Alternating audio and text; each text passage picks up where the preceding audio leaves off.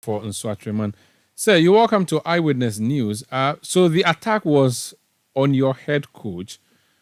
Did the supporters also attack other officials, or was just your coach that they singled out? Let me say a very good evening to you, Sandra, and your viewers. They did attack our players too. It's not only the coach that was attacked. Yeah.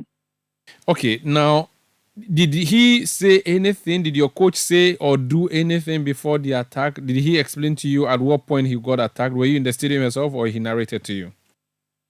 Yeah, I was actually at the stadium from the start to the end of the game and even the end of everything to visit him at the hospital. And actually, coach Maxwell is even yet to find out his fault that led him into getting beaten yesterday at the Nsoatreman Communications Park.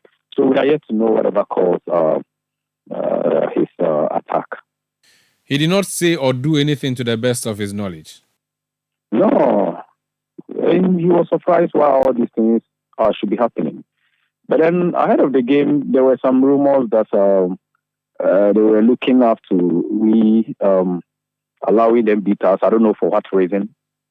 So, but we took it to be some of these jokes and some kind of fever we create ahead of games, especially once it is a derby, a Bruno derby game.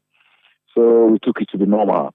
So I remember jovially even telling coach that, hey, coach, they said we should allow them beat us. So, if we don't let them score us, I mean, beating in terms of scoring us and winning the game. Then so coach replied, "Oh, Joe, no, let's go. I mean, we are all Bono people, so no one will beat us."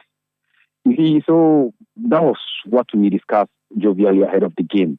And to our utmost surprise, it did happen after the game. Interesting. When we say beat, what was the nature of the beating that your coach received? Well, it was that bad, Sandra. And some of us felt bad. Me in particular, seeing such a situation was so traumatizing. I had to walk about 600 meters away from the stadium without even realizing when I did walk to that point. But it was that bad to the extent seeing our coach being hit to the ground, and while he was still struggling to get back onto his feet, people were still kicking him while this man was trying to get back onto his feet. While others were also throwing items like bottles of water and stones at him. So it took him some few minutes once he was still on the ground and being got kicked. So the police came in to rescue him. And even on the point of rescuing him, the police had to suffer before they were able to do it. And they, on their way to the dressing room with the coach, they got to the entrance of the tunnel. But if you've ever visited the Nsoatreman Communications Park of late, you realize that you need to pass through the tunnel before you get to the dressing room. And unfortunately, when they got there with the coach, once he was being attacked, the tunnel had been locked, and we couldn't even find whoever was having the keys at that moment. And they couldn't also come back with coach because that was where the supporters had gathered. So if they were coming back, that means they were coming back to meet the agitated supporters. And they couldn't also get access to the dressing room because the tunnel had been locked. So they needed to, all what they've got to do was to stand there.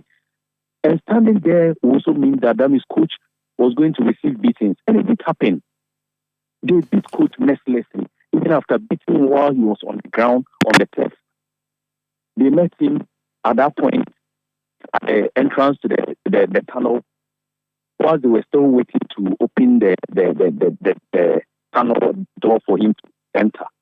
So it took one brave policeman, and he is smart enough, had to rush in to get a stone to come and break the padlock to get access to the tunnel, then to the dressing room. So after breaking down was when they got access to the dressing room. I see. When we got to the dressing room, coach was lying down restlessly, so they needed to carry him to the hospital. That was what happened. What was the level of involvement of the Ghana Police Service throughout this, if there was any? Well, I think they've been good. at this job. Were they in the stadium before the beating started? What did they do about that? Well, yeah, they were there. Ahead of the game, at a pre-match conference, they told us they were providing 20 policemen for the game, and I think they did come. We saw them around.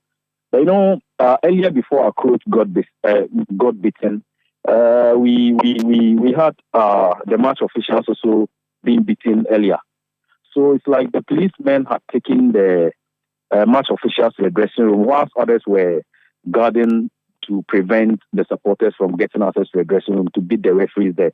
Which means that the numbers of the police could not match the numbers of the protesters.